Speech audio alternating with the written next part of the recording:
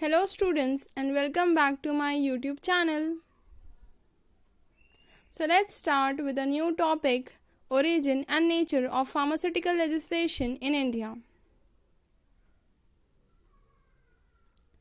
Let's see the very first question, that is, define the term jurisprudence and pharmaceutical jurisprudence. Jurisprudence is a study of fundamental legal principle and is also the science and philosophy of law. यहाँ पे जो है study कर रहे हम fundamental legal principles के बारे में और लॉज के बारे में. Next is pharmaceutical jurisprudence. जितने भी लॉज हैं उससे जब हम फार्मेसी से रिलेट करते हैं उसको हम फार्मास्यूटिकल जुरिस्प्रूडेंस बोलते हैं. That is the branch of pharmacy which deals with the knowledge of law relating to drugs and pharmaceuticals and about the pharmacy profession. Pharmacy profession के बारे में स्टडी करते हैं, लॉ से रिलेटेड, मतलब उसे सेल जो ड्रग्स है उसे सेल कैसे करना है, उसकी क्वालिटी, उसको कैसे डिस्ट्रीब्यूट करना है, मैन्युफैक्चरिंग, सब हम फार्मास्यूटिकल जुरिस्प्रूडेंस में पढ़ेंगे. So this was it. Next is right a note on origin and nature of pharmaceutical legislation in India. मतलब हिस्ट्री, ये कैसे स्टार्ट हुआ था और कहाँ से स्टार्ट हुआ था. First point, at the first time in India, a chemist shop was opened in about 1811 by Mr. Bhagat, who came to India with East Indian Company in Calcutta.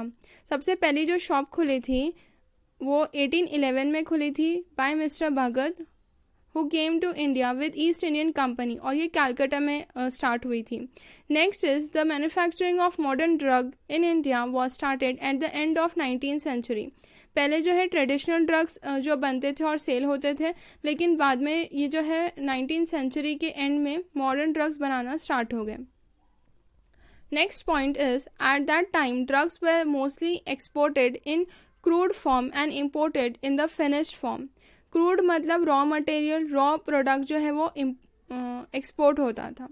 Next is there was no control on the drugs and therefore anything under the name of drug could be made, sold और imported. पहले कोई control नहीं था drugs के ऊपर, कोई भी brand name बनाकर और कुछ भी ड्रग इम्प्योरिटी के साथ सेल कर देते थे पहले लोग. Next is as there was no any restriction on import of the drug and also the quality of the drug, many adulterated and spurious drugs have got entry in India. पहले जो है drug की quality भी नहीं check होती थी और पहले कोई रिस्ट्रिक्शंस भी नहीं थे, तो कोई भी ब्रांड नेम के अंदर और अडल्ट्रेटेड थे, मतलब उसमें बहुत सारी इम्प्योरिटीज़ थी, उसके जैसे ही कोई ड्रग्स बना के सेल करते थे और बहुत सारे इसकी वजह से बहुत सारे fake drugs with impurities came to India और ये इंडिया में आने से बहुत ज़्यादा सेल होने लग गए. Next, to that effect sir Haroon Zafar moved a resolution on March 9, 1927 in the Council of State recommending the Governor General to take immediate step to step the quality and standard of the drug. ये जो है India में ऐसे ऐसे drugs आने लग गए impurity के साथ, तो इसकी वजह से इसको स्टॉप करने के लिए एक रेजोल्यूशन पास हुआ on March 9, 1927 to stop the impurity, to stop the illegal drug sale. इसके लिए जो है एक रेजोल्यूशन पास हुआ to control the quality of the drug.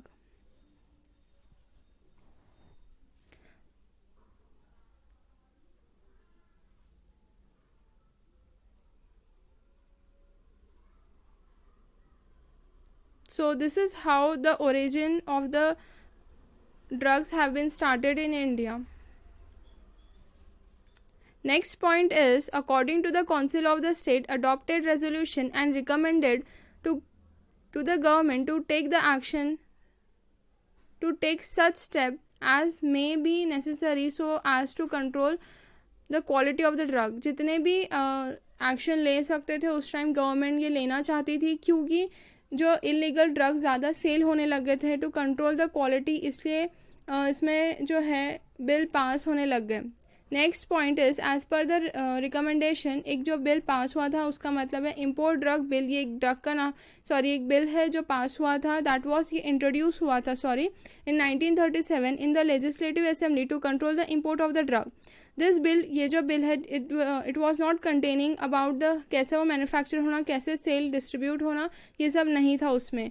दस उसके बाद एक और बिल पास हुआ था, that was introduce in 1940 in the legislative assembly, and drug and cosmetic act 1940 came into force. This, ये जो है ये बहुत इंपॉर्टेंट है, drug and cosmetic act 1940.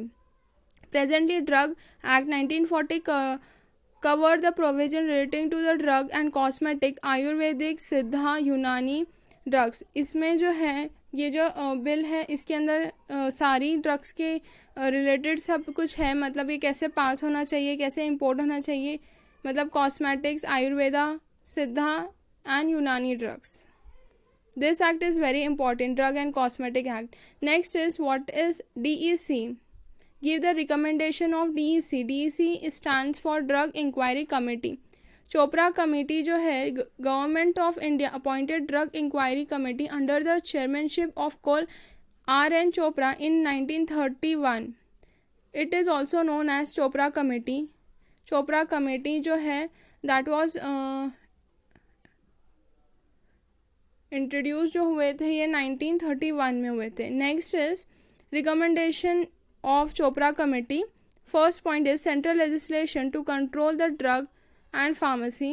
Next is setting up the testing laboratories in all the states so as to control the quality of the production of the drug and pharmaceuticals and also import of the drug. पहले ऐसे कोई testing laboratories नहीं होते थे, लेकिन उसके बाद से जो है यहाँ से जो बिल पास हुआ उसके बाद से बहुत सारी लेबॉर्ट्रीज सेट होने लग गई हर स्टेट में. So control the quality of the drug. Next is to appoint and advisory board to advise the government in making the rules. उसके बाद एक ड्रग एडवाइजरी बोर्ड भी अपॉइंट हुआ. Next is setting up the course of training in pharmacy and prescribing minimum qualification as a pharmacist. आप देख सकते हैं जैसे B.Pharm, D.Pharm, M.Pharm, B.Pharm, M.Pharm, ये जो है ये डिग्री कोर्सेज जो आने लग गए so as to teach the quality of the pharmacy as a profession. Next is यहाँ पे पूरी ट्रेनिंग भी मिलती है कि कैसा होना चाहिए pharmacy as an profession, what are the rules regulation. Next is registration of every patent and proprietary medicine. Next is development of drug industry in India. Next question is give the objective purpose of pharmaceutical legislation in India. क्या objective है, क्या importance है इसके. First point, to promote health care by regulating the manufacture, supply and distribution of drug quality. Next is to make these drugs available in public at reasonable prices and throughout qualified person. Next point, to safeguard the people from misleading and false advertisement relating to the drug and magic remedy. Fourth point is to regulate the profession of pharmacy. Fifth point is to promote the indigenous research technology. ये सब ये objective these objective are very important to control the quality.